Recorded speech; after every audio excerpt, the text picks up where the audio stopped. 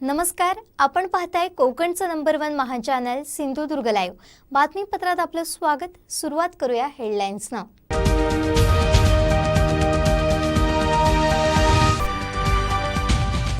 Covid body कोणाची जबाबदारी? मृतदेहाची होते हेळसांड।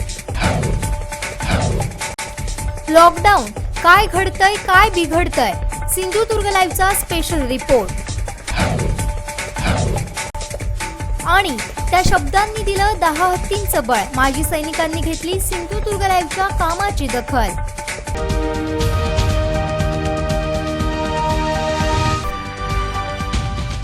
आता पाहूयात सविस्तर बातम्या। काळ कसाही असू दे, परिस्थिती कितीही प्रतिकूल असू दे, आपलं बातमीदारीचं व्रत सोडायचं नाही। त्यातून सामाजिक बांधिलकी जपत कार्य करत राहायचं। हेच जणू कोकणचं नंबर 1 महा चॅनल सिंधुदुर्ग लाईव्हनं जपलंय। म्हणूनच सिंधुदुर्ग लाईव्हच्या कार्याची दखल संवेदनशील समाजमत नेहमीच घेत असतं। माजी सैनिक गुरुप्रसाद राणे यांनी देखील कोरोनाच्या दुसऱ्या लाटेत जीवाची बाजी लावून सिंधुदुर्ग लाईव्ह करत असलेल्या कामाची दखल घेतली आहे आणि सर्व माजी सैनिकांच्या वतीनं शुभेच्छा देखील दिल्यात।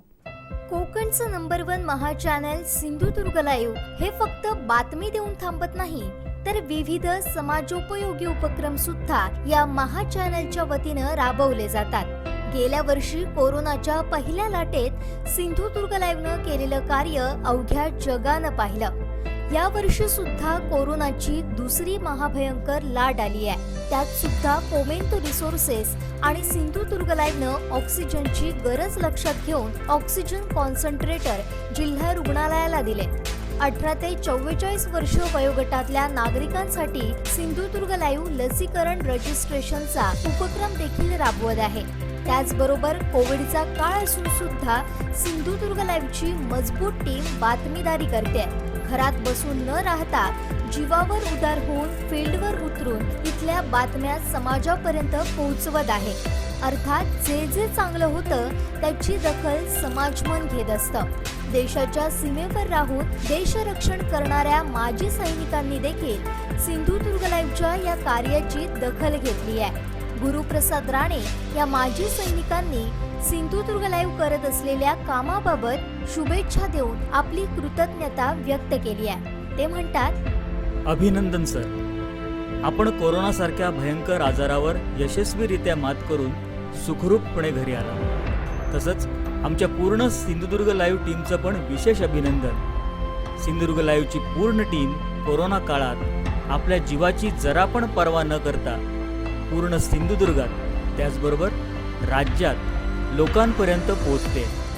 दररोजची बातमी इथपासून ते सर्व सिंधुदुर्गातील जनसामान्यांची आपण घेतलेली लसीकरणाची रजिस्ट्रेशनची जबाबदारी। यामुळे खेडेगावात राहणारे लहान मोठे वयस्कर लोक ज्यांना मोबाईल वापरता येत नाही, काहींच्या गावी नेटवर्क इंटरनेट नसल्यामुळे आपण अशांना रजिस्ट्रेशन आणि त्याबरोबर त्यांच्या लसीकरणाची अपॉइंटमेंट घेऊन देऊन आपण फार मोलाचं कार्य करत आहात। त्यामुळे गावातील गरजू लोकांचं लसीकरण सहज शक्य झालंय। यात आपले आणि सिंधुदुर्ग लाईव्ह टीमचे आभार मानावे तेवढे कमी आहेत। आमच्या सर्व आजी माजी सैनिकांकडून आपलं खूप खूप अभिनंदन। आपल्याला आणि आपल्या सिंधुदुर्ग लाईव्ह पूर्ण टीमला देव पाटेकर तसंच देव उपरलकर निरोगी आणि सुदृढ ठेवो हीच प्रार्थना। कोकणचं नंबर 1 महा चॅनल सिंधुदुर्ग लाईव्हच्या कार्याची दखल आज प्रत्येक जण घेतोय।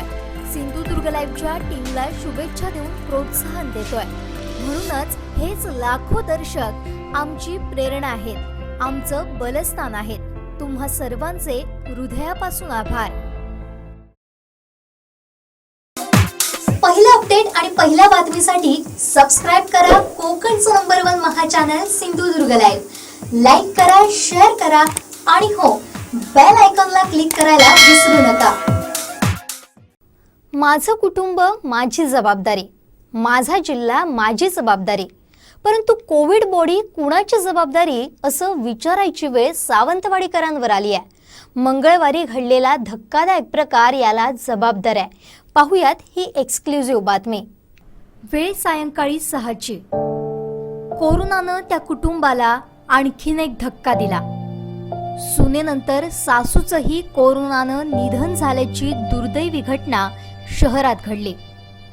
कोरोनानं मृत पावलेल्या या महिलेची डेड बॉडी रुग्णालयात तब्बल 6 तास पडून होती. त्या बॉडीवर अंत्यसंस्कार करण्यासाठी नातेवाईकांची धडपड सुरू होती. मात्र ती कोविड बॉडी रॅप करायला कोविड सेंटरमध्ये कर्मचारीच नव्हते. त्यामुळे डेड बॉडीची हेळसांड होत होती. ही माहिती समजताच नगरसेवक सुरेंद्र बांदेकर, राष्ट्रवादी तालुकाध्यक्ष पुंडलिक दळवी, भाजपचे विनोद सावंत यांनी रुग्णालयात धाव घेतली. त्या बॉडीवर स्मशानभूमीत अंत्यसंस्कार करण्यासाठी प्रयत्न केले. दरम्यान याबाबत त्यांनी हॉस्पिटल प्रशासनाला विचारलं असता कोविड सेंटरला एकच कर्मचारी असून बॉडी रॅप करायला कर्मचारी नाहीत अशी माहिती दिली. दरम्यान मुख्याधिकारी जयंत जावडेकर यांच्याशी नगरसेवकांनी संपर्क साधला. यावेळी बॉडीची जबाबदारी हॉस्पिटलची आहे अशी माहिती सीओनी दिली. जबाबदारीच्या या टोलवाटोलवीत 6 तास डेड बॉडी पडून राहिली. अखेर सालेई वाड्यातल्या स्थानिकांच्या मदतीनं त्या बॉडीवर अंत्यसंस्कार करण्यात आले. पालिकेचे दीपक म्हापसेकर, मारुती निरवडेकर यांचंही स्मशानभूमीत सहकार्य लाभलं. या धक्कादायक घटनेबाबत वैद्यकीय अधीक्षक डॉक्टर उत्तम पाटील यांना विचारलं असता रुग्णालयात कर्मचाऱ्यांचा अभाव आहे. कोविड सेंटरमधील अधिक कामासाठी कर्मचारी पुरवायची जबाबदारी नगरपालिकेची आहे असं त्यांनी स्पष्टीकरण दिलं. त्यामुळे डेड बॉडीला वाली कोण, डेड बॉडी कुणाची जबाबदारी असा सवाल उपस्थित केला जातोय. एकंदरीतच ही गंभीर बाब लक्षात घेता लोकप्रतिनिधींनी ठोस पावलं उचलणं गरजेचं आहे. कर्मचाऱ्यांची नेमणूक तातडीनं करणं आवश्यक आहे. कोविड काळात जनतेला जबाबदारीची जाणीव करून द्यायची वेळ आणू नये हीच कळकळीची विनंती. विनायक गावस, सिंधुदुर्ग लाईव्ह, सावंतवाडी.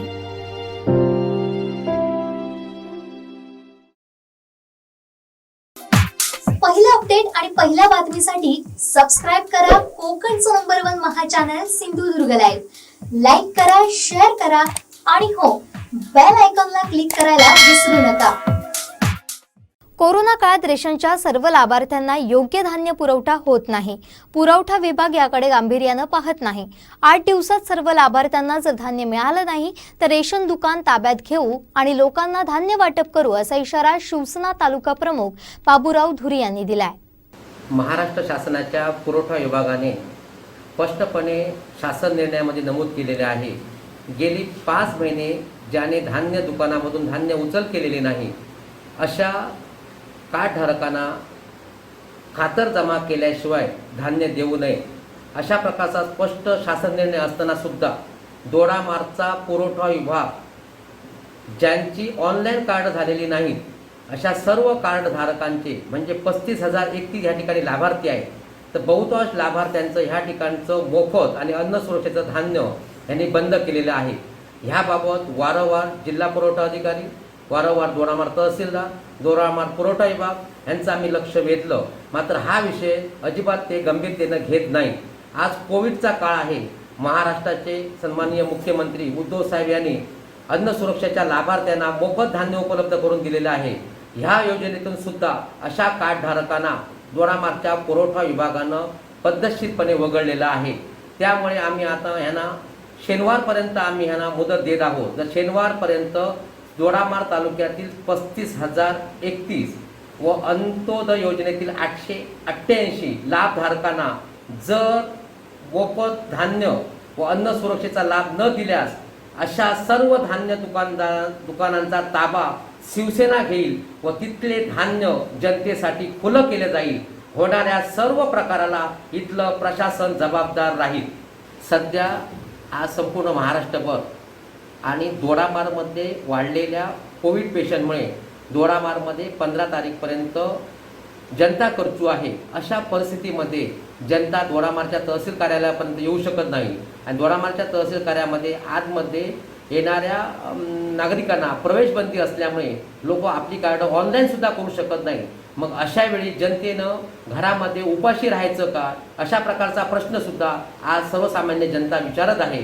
आणि ह्यामुळे विनाकारण प्रशासनाच्या आठमुळे धोरणामुळे सरकार बदनाम होत आहे आणि सरकारची बदनामी आम्ही मुळीच खपून ह्या ठिकाणी घेणार नाही. पहिलं अपडेट आणि पहिल्या बातमीसाठी सबस्क्राईब करा कोकणचं नंबर 1 महा चॅनल सिंधुदुर्ग लाईव्ह. लाईक करा, शेअर करा आणि हो, बेल आयकॉनला क्लिक करायला विसरू नका. वेळ झाली आहे छोट्याशा ब्रेकची. पाहत रहा Sindhudurg live. Jaitapkar builders and developers यांचा गृहनिर्माण प्रकल्प सिद्धिविनायक पार्क, मुंबई गोवा महामार्गालगत जैतापकर कॉलनी, ओरोस, सिंधुदुर्ग नगरी. 1 आणि 2 BHK फ्लॅट आणि शॉप, तयार ताबा, गृहकर्ज उपलब्ध OC सह. त्याचबरोबर गणेश मंदिर, club house, garden, gym, indoor games, security, parking. Jaitapkar builders and developers यांचा आणखी एक गृहनिर्माण प्रकल्प सिद्धिदाता पार्क, मुंबई गोवा महामार्गालगत जैतापकर कॉलनी, ओरोस, सिंधुदुर्ग. 1 आणि 2 BHK फ्लॅट, तयार ताबा, गृहकर्ज उपलब्ध.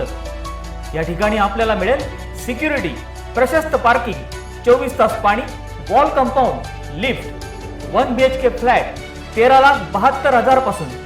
अधिक माहितीसाठी संपर्क 7999676767. जैतापकर बिल्डर्स अँड डेव्हलपर्स, नातं विश्वासाचं. Member of CREDAI Sindhudurg.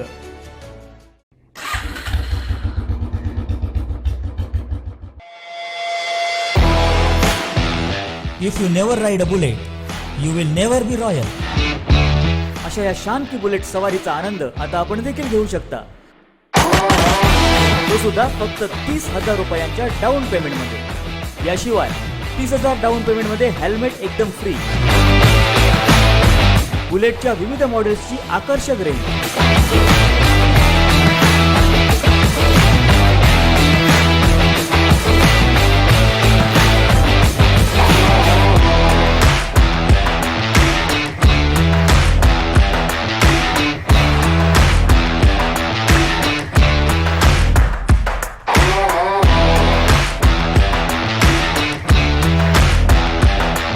विविध कंपन्यांचा फायनान्स उपलब्ध, इन्शुरन्स आणि रिन्युअल उपलब्ध आणि road side assistant, free home service. नवीन गाड्यांसोबत 4 सर्व्हिसिंग फ्री. त्वरा करा, गुढीपाडव्यासाठी बुकिंग ओपन. आमचा पत्ता स्वस्तिक मोटर्स, मुंबई गोवा हायवे, पिंगुळी गुडीपूर, तालुका कुडाळ, जिल्हा सिंधुदुर्ग. संपर्क सेल्स 83 90 63 15 55 किंवा 96 73 87 55 52. सर्व्हिस 96 73 87 80 09 किंवा 90 67 78 80 09. जब बुलेट चले तो दुनिया रास्ता दे.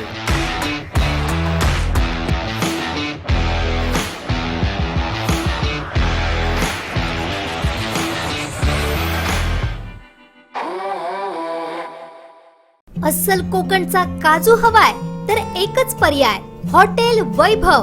वैभव हॉटेलच्या मेनूत अजून एक वैभव, ओरिजिनल कोकण कॅशू नट. कोणतीही अत्याधुनिक प्रक्रिया न करता बनवलेले उच्च प्रतीचे काजूगर अगदी माफक दरात. तळ कोकणच्या लाल मातीतील आपला ब्रँड रुचकर काजूगर, पॉलिश आणि विना पॉलिश दोन्ही प्रकारात अगदी होलसेल दरात उपलब्ध.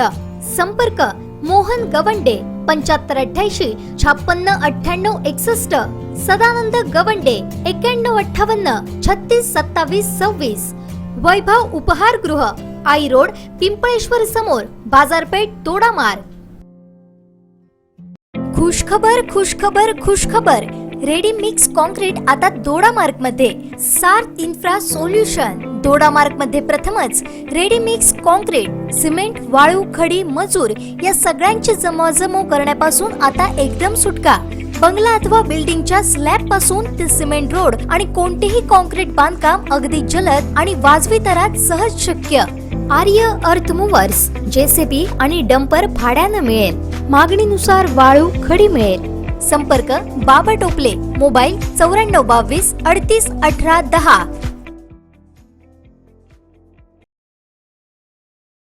बातमीपत्रात आपलं स्वागत. पाहूया यानंतरची बातमी.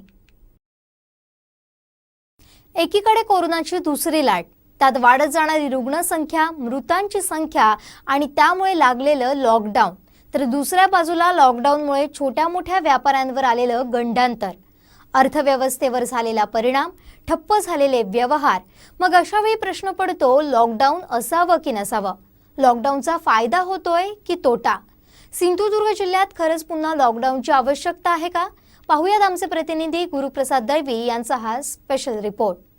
गेल्या वर्षी मार्चमध्ये सिंधुदुर्ग जिल्ह्यात कोरोनाचा पहिला रुग्ण सापडला. त्यानंतर ही संख्या वाढतच गेली. नंतर केंद्र सरकारनं लॉकडाऊन घोषित केलं. साधारण दिवाळीपर्यंत या पहिल्या लाटेचे परिणाम जिल्ह्यात जाणवत राहिले. उद्योग, व्यापार, पर्यटन, लोककला, शेती या सर्वांवर या लॉकडाऊनचा परिणाम झाला. अर्थव्यवस्थेवरही परिणाम झाला. पण नोव्हेंबर-डिसेंबरच्या दरम्यान सर्व अनलॉक होतंय असं वाटत असतानाच फेब्रुवारीपासून पुन्हा दुसऱ्या लाटेच्या तडाख्यात सिंधुदुर्ग जिल्हा सापडला. रुग्णसंख्या झपाट्यानं वाढू लागली. रुग्णालयं फुल होऊ लागली. ऑक्सिजन, रेमडेसिवीर इंजेक्शन यांचा तुटवडा जाणवू लागला. आणि सर्वात चिंतादायक गोष्ट म्हणजे मृत्यूंचं प्रमाणही वाढू लागलं. ते एवढं वाढलं की संपूर्ण राज्यात सिंधुदुर्ग जिल्ह्याचा मृत्यूदर सर्वात जास्त ठरला. ही सर्व परिस्थिती पाहता शहरं, तालुके यांनी जनता कर्फ्यूचा निर्णय घेतला. कणकवली, सावंतवाडी, कुडाळ या तालुक्यांनी स्वयंस्फूर्तीनं याची अंमलबजावणी केली. मालवणमध्ये मात्र व्यापाऱ्यांनी जनता कर्फ्यूला विरोध केला. पण रुग्णसंख्या वाढतच होती. परिस्थिती हाताबाहेर जात असताना पाहून शेवटी पालकमंत्री उदय सामंत यांनी जिल्ह्यात कडक लॉकडाऊन लागू केलं. सर्व बाजारपेठा, व्यवहार, शाळा, कॉलेज, आस्थापना सर्वच बंद झालं. लोकांचं काम थांबलं, रोजगार बुडाले. हातावर पोट असणाऱ्या लोकांचे तर या लॉकडाऊनमध्ये फार हाल होत आहेत असं काहींचं म्हणणं आहे. अशा लोकांचा लॉकडाऊनला विरोध आहे. गेले काही दिवस सिंधुदुर्गातच नव्हे तर पूर्ण महाराष्ट्रात आपण लॉकडाऊन झालेला बघत आहोत.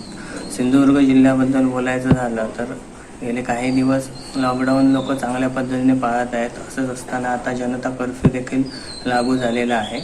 पण ह्या कर्फ्यूचा आपल्याला कुठेच फायदा होताना दिसत नाही आहे. दिवसेंदिवस रुग्णांची वाढती संख्या बघता लॉकडाऊन करणं हा काही उचित पर्याय ठरताना दिसत नाही आहे. उलट या होणाऱ्या लॉकडाऊनमुळे लोक आता भुकेने मरण्याची परिस्थिती निर्माण झालेली आहे. सत्ताधारी पक्षातील मंत्र्यांना देखील माझं असंच सांगणं आहे की आपण आपल्या परिवारासहित 15 दिवस तरी एकदा झोपडपट्टीत राहून बघा. आपली संपूर्ण प्रॉपर्टी काढून घेऊन आपले सर्व इन्कम ज्या वेळेला बंद होतील व आपल्याला झोपडपट्टीत राहावं लागेल त्यावेळेला तुमच्या लक्षात येईल की या लॉकडाऊनमध्ये असं आयुष्य काढणं किती कठीण झालं आहे. तर हा लॉकडाऊन असाच सुरू राहिला तर लोक कोरोनापेक्षा भुकेनेच जास्त मरतील. सिंधुदुर्गसारख्या जिल्ह्यामध्ये बरीचशी लोक कुडाळसारख्या ठिकाणी असो, कणकवलीसारख्या ठिकाणी असो, गावातून दुकानांमध्ये कामाला येत असतात. सर्वच दुकाने बंद असल्यामुळे छोटे छोटे रोजगार देखील बंद झालेले आहेत. कपड्याच्या दुकानात कामाला असणारी लोके, कॉस्मेटिकमध्ये कामाला असणारी लोक सर्वांचंच नुकसान होताना दिसतंय. फिरते व्यापारी असतील, मसाल्याचे व्यापारी असतील, हे ह्या सीझनमध्ये फिरून व्यापार करतात. यांचे देखील व्यापार बंद झालेले आपल्याला दिसत आहेत. तसेच सरकारने जाहीर केलं होतं की रिक्षावाल्यांना 1500 रुपये देण्यात येतील. पण ते 1500 रुपये देखील रिक्षावाल्यांना मिळताना आपल्याला दिसत नाही आहेत. आणि आता पुन्हा पुढचा लॉकडाऊन लागला आहे. म्हणजे तसा हिशोब केला तर 3000 रुपये मिळायला हवेत. काल जर कुडाळ रिक्षा स्टँडवर जाऊन बघाल तर एकही रिक्षा तिथे नव्हती. त्यामुळे त्या लोकांचं देखील जीवन जगणं मुश्किल झालं आहे. सरकार ज्या ज्या लोकांच्या प्रतिक्रिया घेत आहे त्या प्रतिक्रिया पाहता ते जी लोक सांगतायत की लॉकडाऊन हवाच, ही सर्व लोक ही गव्हर्नमेंट सर्वंट असलेली दिसत आहेत, ज्यांचे स्वतःचे पगार चालू आहेत. त्यामुळे त्यांना सांगायला काय जात आहे लॉकडाऊन हवा. मात्र तुम्ही अशा लोकांच्या प्रतिक्रिया घ्या जी झोपडपट्टीतील लोक आहेत. आपल्या संपूर्ण देशाचा विचार केला तर 70% लोक ही अशी आहेत जी सकाळी कामावर जातील त्याच वेळेला संध्याकाळी जेवू शकतील. त्यामुळे माझी सरकारला कळकळीची विनंती आहे की लोकांना तुम्ही आवाहन करा की तुम्ही स्वतःची काळजी घेऊन आयुष्य स्वतःचं पुढे सरकवा. पण लॉकडाऊन मात्र आता थांबलाच पाहिजे, अन्यथा काहीच दिवसात आपल्याला जनतेचा उद्रेक झालेला पाहावयास मिळेल. ही झाली एक बाजू. पण लॉकडाऊन करण्याची 3 प्रमुख उद्दिष्ट होते. पहिलं उद्दिष्ट म्हणजे कोरोनाची साखळी तोडणं. साखळी तोडली तर विषाणूचं पेशी विभाजन रोखलं जाईल. दुसरं म्हणजे बाधित व्यक्तींमध्ये वाढ झाली तर त्यांच्यावर उपचार करण्यासाठी तयारी करायला आरोग्य यंत्रणेला अवधी मिळेल. आणि तिसरं उद्दिष्ट म्हणजे मानवी वर्तवणुकीवर काम करणं. याचा अर्थ पुरुष, स्त्रिया आणि मुलांना हात धुणं, मास्क घालणं आणि सुरक्षित वावराचे नियम पाळण्याची सवय लावणं. एकीकडे कोरोनाचे पेशंट वाढतायत, पण लॉकडाऊन लागू केल्यानं नेमके काय फायदे झाले आहेत का हे देखील पाहणं महत्त्वाचं आहे. खरं तर आपल्या भाषेमध्ये एक म्हण आहे की पी हळद आणि हो गोरी. असं काही कधी होत नसतं. म्हणजे आज लॉकडाऊन जाहीर केला आणि उद्यापासून रुग्णसंख्या आटोक्यात आली, बाधित होण्याची संख्या कमी झाली, आपला आकडा शून्यावर आला, असं कधी होत नसतं. त्याला थोडा वेळ द्यायला लागतो. आणि लॉकडाऊन जाहीर झाल्यानंतर आज आपण पाहतोय कालांतराने आता काही दिवस गेल्यानंतर रुग्णसंख्या आपली आटोक्यात येते, बाधित होणाऱ्यांची संख्या सुद्धा आटोक्यात येते. म्हणजे याचाच अर्थ असा होतो की हा जो लॉकडाऊनचा जो निर्णय होता किंवा निर्बंध लावण्याचा जो निर्णय होता हा खऱ्या अर्थाने योग्य अशा प्रकारचा निर्णय होता. आणि म्हणूनच आज त्या ठिकाणी रुग्णसंख्या आटोक्यात येताना आपण महाराष्ट्र राज्यात पाहतो आहे. आणि महाराष्ट्र राज्याने किंवा महाविकास आघाडी सरकारच्या माध्यमातून उद्धवसाहेब ठाकरे साहेबांनी जे निर्णय घेतलेत त्याचं कौतुक सुप्रीम कोर्टाने तर केलंच, पण त्याचबरोबर आपल्या देशाचे पंतप्रधान नरेंद्र मोदी साहेब यांनी सुद्धा त्यांच्या निर्णयाचं कौतुक केलं आहे, त्यांना शाबासकी दिली आहे. ज्या प्रकारे त्यांनी हे राज्य हाताळलेलं आहे या महामारीमध्ये त्याची कौतुक सुद्धा केंद्र सरकारने, सुप्रीम कोर्टाने सुद्धा केलेलं आहे. खरं तर कोणत्याही प्रकारचा लॉकडाऊन किंवा निर्बंध ज्यावेळी लोकांवर लादले जातात साहजिकच त्या ठिकाणी अर्थचक्र थांबतं, राज्याचे आर्थिक नुकसान होत असते. पण या सरकारने त्या नुकसानीचा विचार केलेला नाही, आपलं आर्थिक नुकसान होतं याचा विचार केला नाही, तर लोकांचे जीव महत्त्वाचे आहेत, त्यांचे प्राण वाचले पाहिजेत हे महत्त्वाचे, आणि हे प्राधान्य देऊन या सरकारने काम केलेलं आहे. आणि हा लॉकडाऊन लावत असतानाच त्यातून कशा प्रकारे लोकांना दिलासा देता येईल, कशा प्रकारे जे बाधित होणार, जे त्याच्यामध्ये भरडले जाणारे लोक आहेत त्यांना कशा प्रकारे दिलासा देता येईल याचा सुद्धा या सरकारने विचार केला. ज्यामध्ये लोकांचे जे अन्नाची गरज असते त्यासाठी लोकांना मोफत धान्य दिलं गेलं. त्याच्यानंतर ज्यांचे रोजगार प्रत्यक्षरित्या थांबणारे होते किंवा जे त्यांच्या रोजगारावर गदा येणारी होती त्यांच्यासाठी सुद्धा आर्थिक मदत दिली गेली आहे, ज्यामध्ये रिक्षावाले असतील, त्याच्यानंतर इमारत बांधकाम कामगार असतील, या सर्वांना रोख स्वरूपात आर्थिक मदत त्यांच्या खात्यामध्ये जमा केली आणि ती जमा झालेली सुद्धा आहे. खरं तर ज्यावेळी निर्बंध लागू होतात त्यावेळी निश्चितपणे त्या ठिकाणी लोकांना त्या ठिकाणी त्यांची गैरसोयी होणारच आहे आणि त्यातून कोणीही सुटणारं नाही आहे. पण ती कमीत कमी कशा प्रकारे होईल यासाठी निश्चितपणे सरकारने प्रयत्न केले आहेत. आणि आज आपण पाहतोय की या महामारीमध्ये, या दुसऱ्या लाटेमधून आपण हळूहळू बाहेर येतो आहोत. खरं तर आता तिसरी लाट सुद्धा येऊ घातलेली आहे अशा प्रकारचे शास्त्रज्ञांनी किंवा तज्ज्ञांनी, वैद्यकीय तज्ज्ञांनी त्या ठिकाणी भीती व्यक्त केली आहे. जागतिक आरोग्य संघटनेने सुद्धा सांगितलेले आहे की तिसरी लाट येणार आहे आणि त्या लाटेमधून आपल्या लोकांना कशा प्रकारे वाचवायचं याच्यासाठी सुद्धा आपलं सरकार प्रयत्न करत आहे. ऑक्सिजनची जी कमतरता होती राज्यामध्ये, संपूर्ण देशामध्येच जी ऑक्सिजनची कमतरता होती त्या दृष्टीने आपण प्रयत्न सुरू केलेले आहेत. प्रत्येक जिल्ह्यामध्ये ऑक्सिजनचा प्लॅन्ट तयार झाला पाहिजे यासाठी प्रयत्न चालू आहेत. त्याचबरोबर जे औषधांची जी तुटवडा जाणवत होता त्यावर सुद्धा काम सुरू झालेलं आहे. आणि तिसरी लाट जी येणार आहे ती विशेषतः लहान मुलं असतील ती या लाटेमध्ये बाधित होतील अशा प्रकारचा अंदाज किंवा शक्यता जागतिक आरोग्य संघटनेने व्यक्त केलेली असल्यामुळे आपले उद्धव साहेब मुख्यमंत्री, माननीय मुख्यमंत्री यांनी तशा प्रकारचा एक टास्क फोर्स राज्य पातळीवर तयार केलेला आहे, ज्या माध्यमातून या मुलांचं कशा प्रकारे रक्षण करता येईल किंवा ती बाधित होण्यापासून कशा प्रकारे वाचवता येईल यासाठी सुद्धा राज्य सरकार प्रयत्नशील आहे. खऱ्या अर्थाने तिसऱ्या लाटेचा जी येण्याची शक्यता जी आहे त्या लाटेपासून आपल्या राज्यातील जनतेला कशा प्रकारे वाचवता येईल यासाठी निश्चितपणे आपलं सरकार पूर्णपणे तयारी करत आहे. लॉकडाऊनवरून काही राजकीय पक्षात सुद्धा मतमतांतर आहे. मूळ मुद्दा बाजूला राहून नको त्यावेळी राजकारण केलं जात आहे. कोरोनाचा सामना करण्यासाठी खरं तर एकजुटीची गरज आहे, पण ते होताना दिसत नाही. काही वेळा राजकीय पक्षांकडून त्यांचे जे पदाधिकारी असतात किंवा त्यांचे जे लोक असतात त्यांच्याकडून प्रतिक्रिया देताना राजकीय अशा प्रकारची प्रतिक्रिया दिली जाते. खरं तर आज ज्या परिस्थितीतून आपला देश जातो आहे, आपलं राज्य जातं आहे, यामध्ये राजकारण करण्याची ही वेळ नाही आहे. प्रत्येकाने आपली सामाजिक जबाबदारी ओळखली पाहिजे. राष्ट्राप्रती आपली जी असलेली भावना आहे, आपलं जे प्रेम आहे राष्ट्राप्रती, ते आपण ओळखलं पाहिजे. आणि सामाजिक बांधिलकीतून, सामाजिक जाणीवेतून आपण आज या ठिकाणी आपलं राज्य असेल, आपला देश असेल, त्या देशातील लोक असतील, राज्यातील लोक असतील, यांच्या पाठीशी भक्कमपणे उभं राहिलं पाहिजे.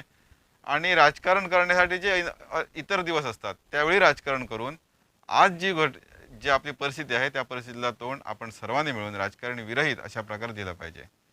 काही वेळा पदाधिकारी सरकारवर टीका करत असताना मंत्र्यांनी येऊन कुठेतरी गरिबांच्या घरात राहिलं पाहिजे किंवा गरिबांच्या झोपडीत राहिलं पाहिजे, अशा प्रकारच्या सुद्धा आपण प्रतिक्रिया ऐकत असतो.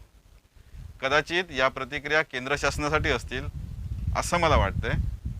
कारण आपण पाहतो किंवा आपण नेहमी टी व्हीच्या माध्यमातून चर्चा ऐकत असतो की करोडो रुपयांचे सूट, करोडो रुपयांचे चष्मे, लाखो रुपयांची पेनं जी लोक वापरतात, कदाचित त्यांच्यासाठी हे सल्ले असतील असं मला वाटतं. कारण राज्य सरकारच्या माध्यमातून जे आपलं राज्य सरकार काम करतं आहे आणि त्या राज्य सरकारमधील जे प्रतिनिधी आहेत हे सर्व तळागाळातील आणि गोरगरीब जनतेशी नाळ जोडलेले असलेलेच प्रतिनिधी असल्यामुळे गोरगरीब लोकांच्या ज्या काही समस्या आहेत त्या निश्चितपणे समजत असतात आणि त्या जाणीवेतूनच ही लोक काम करत आहेत. कोरोनाच्या या साथीच्या दृष्टीनं पाहिलं तर जीवनाच्या नाण्याला दोन बाजू आहेत. पहिली म्हणजे अस्तित्व राखण्यासाठी जगणं गरजेचं आहे. दुसरं म्हणजे शरीर आणि मनाचे संतुलन राहील याची काळजी घेणं आवश्यक आहे. साधारणतः या दोन्ही गोष्टी शक्य होण्यात अडचण नसते, परंतु कोरोनामुळे मानवावर कठीण परिस्थिती ओढवली आहे. सामाजिक आणि आर्थिक कारणांमुळे होणाऱ्या भेटीगाठींमधून विषाणूच्या फैलावाला चालना मिळते. मोठ्या प्रमाणावर मृत्यू होण्याचा धोकाही निर्माण होतो, परंतु निष्क्रियता आणि विलगीकरणामुळे लोकांची आर्थिकदृष्ट्या जगण्याची क्षमता संपते. दीर्घकालीन विचार केला तर विशेषतः गरिबांचा एकतर संसर्गामुळे मृत्यू होतो अथवा भुकेनं. एकंदरीत कोरोनाचा जर विचार केला तर या कोरोनाचा प्रादुर्भाव लक्षात घेतल्यानंतर त्याच्यावरचा लॉकडाऊन हा एक उपाय आहे किंवा नाही अशा प्रकारची चर्चा सुद्धा आता लोकांच्यात दिसून यायला लागली. पण तो प्रत्यक्षात जर आपण विचार केला तर कोरोना रोखण्यासाठी किंवा साखळी रोखण्यासाठी लॉकडाऊन खूप गरजेचं आहे. आणि ही बाब आता IMA आणि अनेक मेडिकल संस्थांनी सुद्धा मान्य केलेली आहे. पण तो केवळ दुकाने बंद ठेवून आणि रस्त्यावर कोणी न फिरकून लॉकडाऊन यशस्वी झालं आहे असं म्हणता येईल का, हा प्रश्न आपल्यासमोर आहे. आपण जर अनेक व्हिडिओज पाहिले किंवा अनेक वस्तुस्थिती लक्षात घेतली तर असं लक्षात येतंय की बऱ्याच वेळा मोठ्या संख्येने लोक गर्दी करतात बाजारात. आणि प्रश्न असा येतो की हे लोक बाजारात कशासाठी येतात, लॉकडाऊन असताना सुद्धा लोक बाजारात का येतात. तर लॉकडाऊन करण्यापूर्वी लोकांच्या सुद्धा काही गरजा आणि समस्या लक्षात घेतल्या पाहिजेत. मागच्या वेळच्या लॉकडाऊनच्या वेळी आपण पाहिलं की त्यावेळी लोकांचं इलेक्ट्रिक बिल अजूनही भरली गेलेली नाहीयेत. लोकांजवळ पैसाच नाहीये. मग लोक कशासाठी, कामासाठी म्हणून बाहेर पडणारच. आणि जर लोक कामासाठी बाहेर पडणार असतील तर लॉकडाऊन यशस्वी कसं होणार हा प्रश्न आहे. आणि जर लॉकडाऊन यशस्वी होणार नाही तर ही साखळी कधीच तुटणार नाही. मग लॉकडाऊन यशस्वी व्हायला हवं असेल तर हातावर ज्या लोकांचं पोट आहे त्या लोकांची शासनाने प्रथम दखल घेणे गरजेचं आहे. पण असं केव्हा होत नाही. मागच्या वेळी लाईट बिल, विद्युत बिल माफ केलं जाईल, कमी केलं जाईल असं सांगण्यात आलं. बँकेचे हप्ते माफ केले जातील असं सांगण्यात आलं. पण तो बँकेचे हप्ते कोणी माफ केलेच नाहीत, उलट त्यावर व्याज लावण्यात आलं. विद्युत बिल सरकारने माफ केलंच नाही, परंतु ते भरण्यासाठी तगादा लोकांचे लाईट तोडण्याचे प्रकार सुरू झाले. म्हणजेच यातनं असं दिसून येतंय की तुम्ही रस्त्यावर येऊ नका, तुम्ही पैसे कमवू नका, तुम्ही घरामध्ये लॉकडाऊन राहा. ठीक आहे, लॉकडाऊन राहतो, रस्त्यावर आलात तर तुम्हाला फटके पडतील, तुम्हाला मार पडेल, परंतु तुम्ही मात्र इलेक्ट्रिक बिल कायम भरा. हे कसं काय शक्य आहे? लोक घराकडे पैसे छापण्याचं मशीन घालणार आहेत का ही लाईट बिल आणि इलेक्ट्रिक बिल आणि EMI भरण्यासाठी? पण याचा विचार कोणीही राजकीय पक्ष करत नाही. ज्यांची प्रामुख्याने एक गोष्ट लक्षात घ्या की सरकारी नोकरांना पगार मिळतो. लॉकडाऊन केल्यामुळे सरकारी नोकर ऑफिसर येतील, कमी प्रमाणात येतील किंवा ऑफिसच बंद राहतील, पण त्यांचा पगार बंद राहत नाही. पगार जे हातावर काम करत आहे, ज्यांचं पोट हातावर आहे, अशा लोक घरामध्ये जर अडकून पडली तर त्यांचं उद्या भवितव्याचं काय ह्याचा विचार न करता केलेलं लॉकडाऊन हे निव्वळ खुळेपणा आहे असं म्हणावं लागेल. त्याचबरोबर आणि एक गोष्ट लक्षात येईल की ह्या लॉकडाऊनचे दुष्परिणाम मागच्या वेळी आपण पाहिलेले आहेत. नाहीतर मग असं म्हणावं लागेल की रोग चालेल पण त्याची औषधं नकोत. एक वेळ माणसं कोरोनाने कमी मरतील, पण यानंतर लोक जर भूकबळीने मरायला सुरुवात झाली तर ती भूकबळी आवरता येणार नाहीत. आणि म्हणून लॉकडाऊनपेक्षा लॉकडाऊन करण्यापूर्वी सर्वसामान्य लोकांच्या आर्थिक परिस्थितीचा विचार करणे अत्यंत आवश्यक आहे. आणि हे कधीही होत नाही, ही दुःखाची गोष्ट आहे. कारण सरकारी नोकर मोठ्या प्रमाणामध्ये कामावर येत नाहीत किंवा त्यांना कामावर येऊ नको म्हणून सांगितलंय, पण त्यांचा पगार त्यांना महिन्याने मिळणारच आहे. आज अशी वस्तुस्थिती खूप अभावाने आढळते की जे मंत्री आहेत, जे खासदार आहेत, त्यांनी एकंदरीत आपल्या वर्षाचा पगार, आपल्या महिन्याचा पगार जर देऊन टाकला, शासनाजवळ जर जमा केला तर तो मोठा पैसा जमू शकेल. पण तो तसं दिसत नाहीये. निवडून आलेल्या प्रत्येकाला आपला पगार हवा आहे, सरकारी नोकरांना आपला पगार हवा आहे, सगळ्यांनाच पैसे हवे आहेत. फक्त पैसे मिळणार नाहीत ते गरीब माणसाला, आणि जर गरीब माणूस रस्त्यावर आला पैशासाठी तर त्याला फटके पडणार आहेत. आणि उद्या सगळी बिलं, कोणीही बिल माफ करणार नाहीयेत. सगळे पैसे आणि सगळे व्याजासहित लोकांना भरावे लागणार आहे. ही गोष्ट दुःखाची आहे. दर्शक हो, खरंच आपण एकंदरीत म्हणजे आता पाहिलंय ते लॉकडाऊन, खरोखर या सिंधुदुर्ग जिल्ह्यामध्ये लॉकडाऊनची गरज आहे का, आणि जर ती असेल तर त्याचा नेमका काय फायदा आहे आणि काय तोटा आहे. आपल्यावर काही तज्ज्ञ माणसं आज आपल्या समोर येत होती. एक म्हणजे जे जिल्ह्याचे आपल्या ॲडव्होकेट राजीव बिले वकील आपल्यासोबत होते. त्यांनी आपली बाजू मांडली की त्यांनी सांगितले वस्तुस्थिती काय आणि काय केलं तर काय होऊ शकतं याचं त्यांनी सांगितलंय. दुसरे होते ते शिवसेनेचे गटनेते नागेंद्र परब आपल्यासोबत होते. ते असं म्हणतायत की सरकारने जे काही केलेलं आहे ते योग्य आहे असं म्हणतायत. आणि आपल्यासोबत जे तिसरे होते ते श्रावण शिरसाट म्हणून होते. त्यांनी आपली बाजू म्हणतात की केंद्र सरकारने जे काय सांगितलं ते बरोबर आहे, पण त्याने असंही सांगितलंय की या सरकारने झोपडीमध्ये जाऊन पाहिलं पाहिजे आणि त्याची पाहणी करून नेमकी काय परिस्थिती आहे हेही सरकारने बघितलं पाहिजे, असंही त्यांनी सांगितलं. खरं तर सांगायचं झालं ना तर या सिंधुदुर्ग जिल्ह्यामध्ये जिल्ह्याच्या जिल्हाधिकारी के मंजुलक्ष्मी मॅडम यांनी अगदी सुरुवातीला कोविड ज्यावेळी सुरू झाला त्यावेळी मात्र आदर्शवत काम केलंय त्यांनी. आणि हे आपण स्वतःच्या नजरेने पाहिलंय की प्रशासन कसं काम करतं, कशा पद्धतीने काम पाहतं हे आपण पाहिलं. पण मला एक गोष्ट सांगावीशी वाटते की खरोखरच याच्यामध्ये लोकप्रतिनिधी कमी पडतायत का, प्रशासन कमी पडतंय का, सरकार कुठे दुर्लक्ष होतोय का सरकारचा, या प्रश्नाचा नेमका आपण शोधत होतो. आणि ते जे नेमकं उत्तर काय आहे ते आज आपल्याला मिळालेलं आहे आणि या संदर्भात आपण यांच्याशी चर्चा केलेली आहे. कॅमेरामन हर्षलसह गुरुप्रसाद दळवी, सिंधुदुर्ग लाईव्ह, सिंधुदुर्ग नगरी. पहिलं अपडेट आणि पहिल्या बातमीसाठी सबस्क्राईब करा कोकणचं नंबर 1 महा चॅनल सिंधुदुर्ग लाईव्ह. लाईक करा, शेअर करा आणि हो, बेल आयकॉनला क्लिक करायला विसरू नका. वेळ झाली आहे छोट्याशा ब्रेकची. पाहत रहा सिंधुदुर्ग लाईव्ह.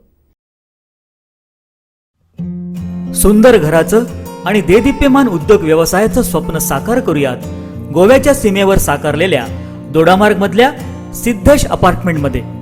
सिद्धेश अपार्टमेंट्स राज हाऊस रिअलेटरचा दोडामार्गच्या मध्यवर्ती शहरात साकारलेला एकमेव कमर्शियल गृह प्रकल्प. प्रशस्त पार्किंग सह सर्व सोयींनी युक्त सज्ज असलेला गृह आणि शॉपिंग प्रकल्प, बँका, संस्था, doctor, hospital, corporate business office, godown यासाठी सुद्धा गाळे आणि जागा उपलब्ध.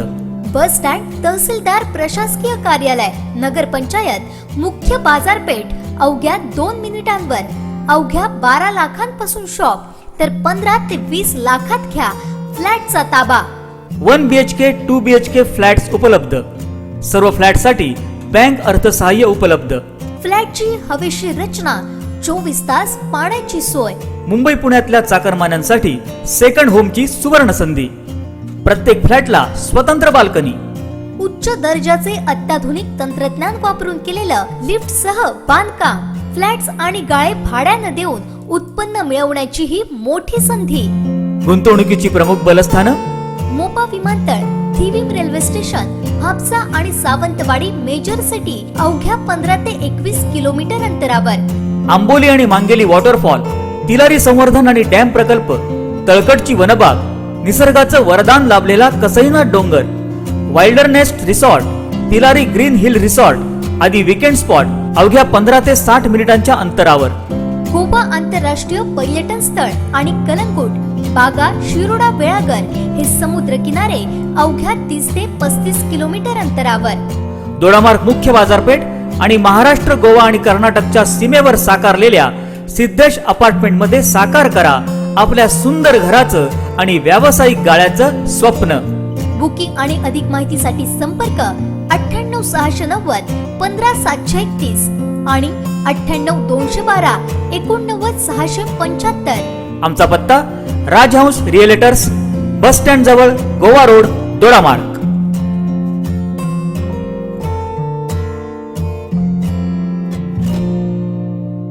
वैभवशाली वैभववाडीत SP असोसिएट्स घेऊन आले नवा गृह प्रकल्प.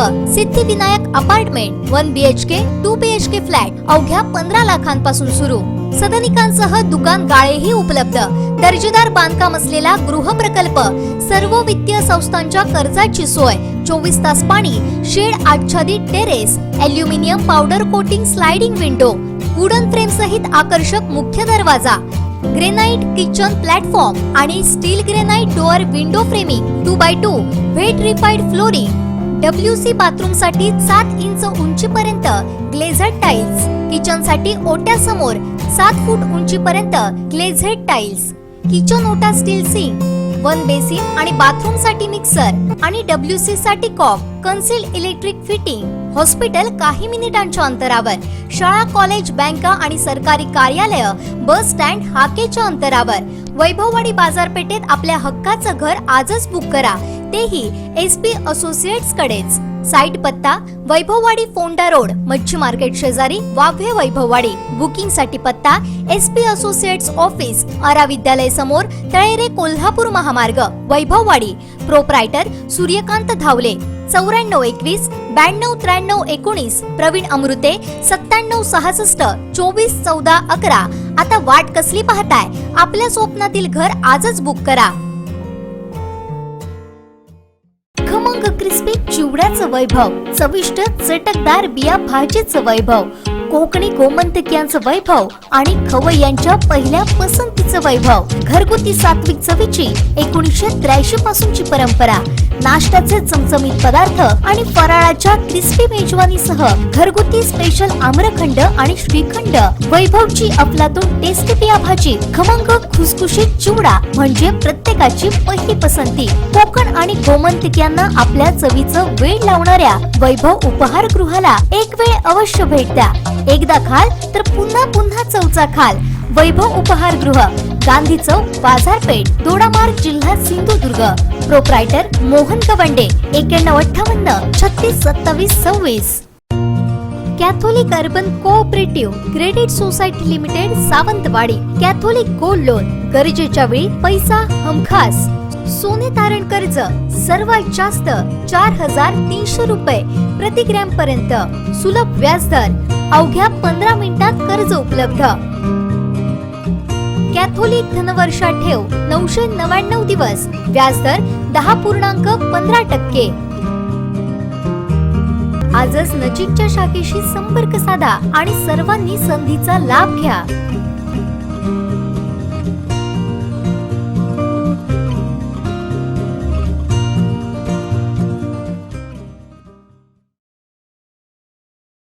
बातमीपत्रात आपलं स्वागत. पाहूया यानंतरची बातमी. प्लाझ्मा मशीनसाठी 25 लाखांचा निधी मंजूर केल्याची घोषणा पालकमंत्र्यांनी केली. जिल्ह्यात प्लाझ्मा मशीन उपलब्ध नसल्यानं जिल्हावासियांना वणवण करावी लागत होती. अखेर सिंधुदुर्ग वासियांनी केलेल्या मागणीला यश आलं असून हे मशीन लवकरच उपलब्ध होणार आहे. कोरोनाचं वाढतं संकट लक्षात घेता प्लाझ्मा हा त्या रुग्णांसाठी जीवनदायिनी ठरतोय. मात्र प्लाझ्मा डोनेट मशीनच जिल्ह्यात उपलब्ध नसल्यानं हा प्लाझ्मा मिळवण्यासाठी अग्निदिव्य पार करावं लागत होतं. प्लाझ्मासाठी रत्नागिरी, कोल्हापूर, गोवा याशिवाय दुसरा पर्याय उरत नव्हता. युवा रक्तदाता संघटनेचे अध्यक्ष देव्या सूर्याजी यांनी या विषयाला वाचा फोडली. सूर्याजी यांची ही मागणी सिंधुदुर्ग लाईव्हनं सर्वप्रथम उचलून धरत प्रशासनाचं लक्ष वेधलं. थेट लाईव्हच्या माध्यमातून हा प्रश्न मांडण्यात आला. जिल्हा स्थापनेला 40 वर्ष होऊनही ही मशीन जिल्ह्यात का उपलब्ध नाही, असा सवाल पालकमंत्री उदय सामंत जिल्ह्यातील लोकप्रतिनिधींना सिंधुदुर्ग लाईव्हनं केला. महत्वाचा जो भाग आहे तो म्हणजे प्लाझ्माचा. कारण कोरोना पेशंटना सर्वात उपयोगी ठरणारी किंवा बरं होण्यासाठी महत्वाचा उपचार म्हणजे जो मानला जातो तो प्लाझ्माचा. पण आजच्या क्षणाला प्लाझ्माचे डोनर मिळवणं सुद्धा कठीण झाले. कारण प्लाझ्मा हा रक्तासारखा मिळत नाहीये.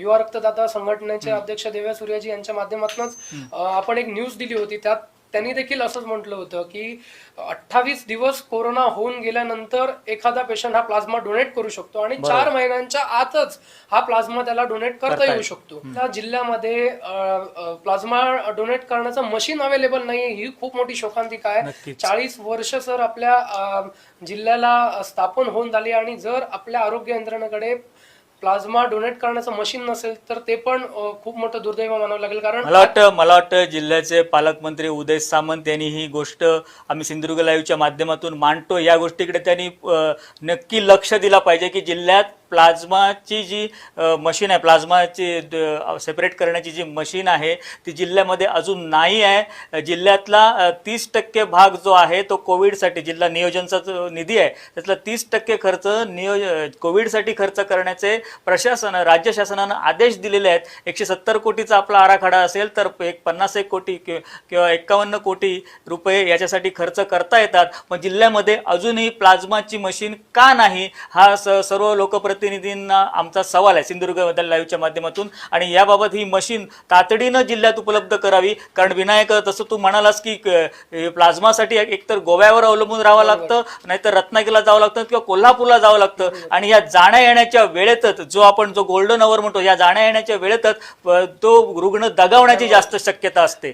सिंधुदुर्ग लाईव्हनं हा मुद्दा उचलून धरताच राष्ट्रवादीचे जिल्हाध्यक्ष अमित सामंत यांनी आरोग्यमंत्री डॉक्टर राजेश टोपे यांचं लक्ष वेधलं. तर माजी केंद्रीय मंत्री खासदार सुरेश प्रभू यांनी मुख्यमंत्री उद्धव ठाकरे यांना पत्र पाठवत लक्ष वेधलं. याच दरम्यान पालकमंत्री उदय सामंत यांच्या पत्रकार परिषदेत सिंधुदुर्ग लाईव्हनं प्लाझ्मा मशीनसाठीचा थेट सवाल केला. प्लाझ्मा डोनेट संदर्भात सिंधुदुर्ग जिल्ह्यामध्ये मशीन उपलब्ध नाहीये. रत्नागिरीमध्ये ही मशीन उपलब्ध आहे. सिंधुदुर्गासाठी काय प्रयत्न राहणार आहेत काय? प्लाझ्माच्या संदर्भातली मशीन जर सिंधुदुर्गामध्ये देखील घ्यावी लागली तर तो घेण्याचा निर्णय आहे आणि तशा सूचना मी स्वतः जिल्हाधिकाऱ्यांना दिलेल्या आहेत. प्लाझ्मासाठी लागणारा जो स्टाफ आहे त्याचं देखील ट्रेनिंग द्यावं अशा पद्धतीच्या मी सूचना केल्या. तर प्लाझ्मा हा जर जीव वाचवण्यासाठी उपयुक्त पडणार असेल तर ते प्लाझ्माचं मशीन देखील सिंधुदुर्गामध्ये अवेलेबल नक्की. दरम्यान पालकमंत्री उदय सामंत यांच्या बैठकीत हा प्रश्न आमदार नितेश राणे यांनी लावून धरला. पालकमंत्री जिल्हाधिकारी यांचं याकडे लक्ष वेधलं. मशीनसाठी 25 लाख मंजूर झाल्याचं ट्विट करत नितेश राणे यांनी समाधान व्यक्त केलं. पालकमंत्री उदय सामंत यांनीही पत्रकार परिषद घेत ही घोषणा केली. प्लाझ्मा थेरपी देखील सिंधुदुर्गामध्ये सुरू करावी यासाठी प्लाझ्माचं जे मशीन लागतं त्याला देखील 25 लाख रुपये तरतूद करण्याची आज आमच्या बैठकीमध्ये निर्णय झाला. त्याच्यामध्ये 2 प्रवाह आहेत. काही लोक म्हणतात की प्लाझ्माचा प्रयोग करू नये, काही लोक म्हणतात प्लाझ्माचा प्रयोग करावा. परंतु भविष्यामध्ये मतपरिवर्तन झालं रेमडेसिवीर सारखं आणि रेमडेसिवीर वापरावा म्हणून जर आता आपण जे वापरतोय त्याच पद्धतीनं प्लाझ्माच्या बाबतीमध्ये जर काही निर्णय झाला आणि आपल्याकडे त्यावेळी जर प्लाझ्माचं युनिट नसेल, मशीन नसेल तर अडचणी निर्माण होऊ शकतात आणि म्हणून ते प्लाझ्माचं मशीन घ्यायचा देखील निर्णय आज आम्ही बैठकीमध्ये घेतलाय. एकंदरीतच यामुळे आता रुग्णांची प्लाझ्मा डोनरची गैरसोय दूर होणार आहे. जीवनदायी प्लाझ्मासाठी आता गोवा, कोल्हापूर, रत्नागिरी वारी करावी लागणार नाही. बऱ्याच अवधीनंतर ही मशीन उपलब्ध होणार असल्यानं लोकप्रतिनिधींचंही कौतुक केलं जात आहे. पहिला अपडेट आणि पहिल्या बातमीसाठी सबस्क्राईब करा कोकणचं नंबर 1 महा चॅनल सिंधुदुर्ग लाईव्ह. लाईक करा, शेअर करा आणि हो, बेल आयकॉनला क्लिक करायला विसरू नका. सिंधुदुर्ग जिल्ह्यातील आंबा व्यावसायिकांना लॉकडाऊनचा मोठा फटका बसत असताना पाहायला मिळत आहे. सावंतवाडी, वेंगुर्ले आणि कुडाळ नगरपालिका आणि नगरपंचायत क्षेत्रात आंबा विकायला बंदी केल्यानं सावंतवाडी आणि वेंगुर्ला परिसरातील आंबा व्यावसायिकांचे कंबरडेच मोडून गेलाय.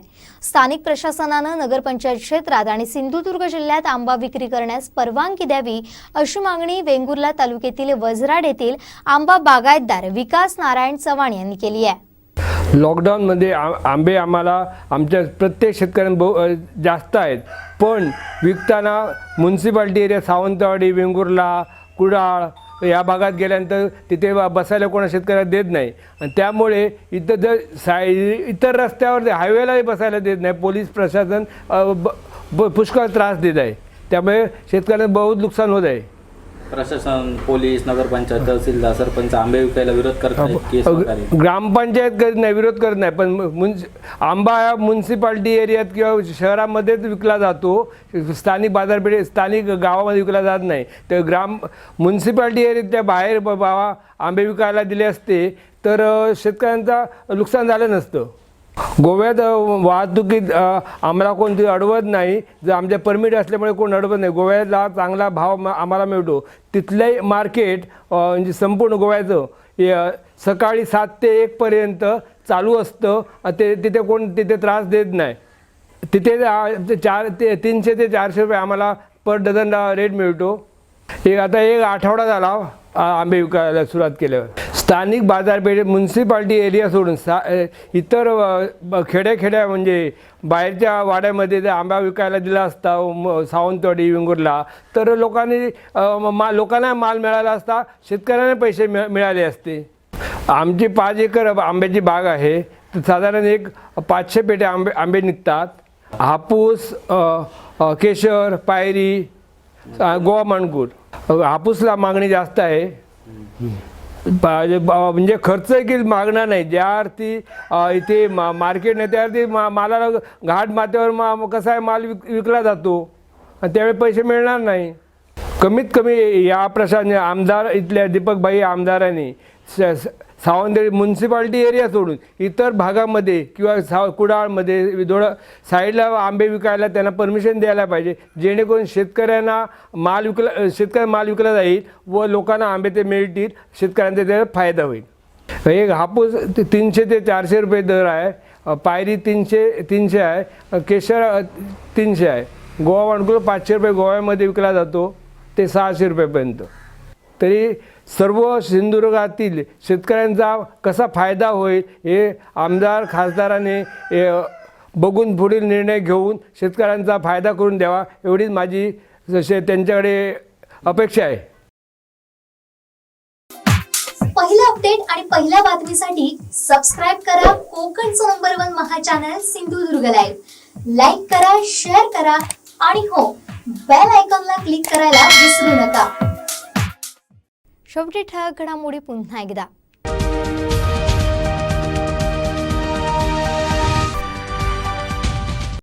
कोविड बॉडी कोणाची जबाबदारी? मृतदेहाची होते हेळसांड. लॉकडाऊन काय घडतंय, काय बिघडतंय? सिंधुदुर्ग लाईव्हचा स्पेशल रिपोर्ट. आणि त्या शब्दांनी दिलं 10 हत्तींचं बळ. माजी सैनिकांनी घेतली सिंधुदुर्ग लाईव्हच्या कामाची दखल.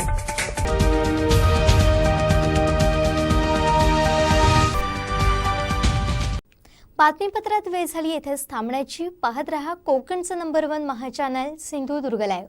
धन्यवाद.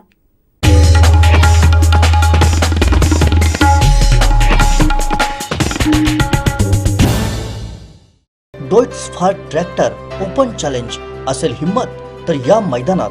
डॉइट्सफार ट्रॅक्टर खरेदीवर अनुदान प्रशासकीय लाभ मिळवण्यासाठी कृषी विभाग कृषी अधिकारी यांच्याशी संपर्क साधा. अधिक माहितीसाठी Sindhudurg tractor agro agency Shirgaon इथं अवश्य भेट द्या. सिंधुदुर्ग जिल्ह्यातील शेतकरी बांधवांना खुश खबर, ड्वाइट्स फार ट्रॅक्टरची जिल्ह्यातील मेन डीलरशिप आता शिरगाव देवगड इथं ड्वाइट्स फार सादर करत आहे.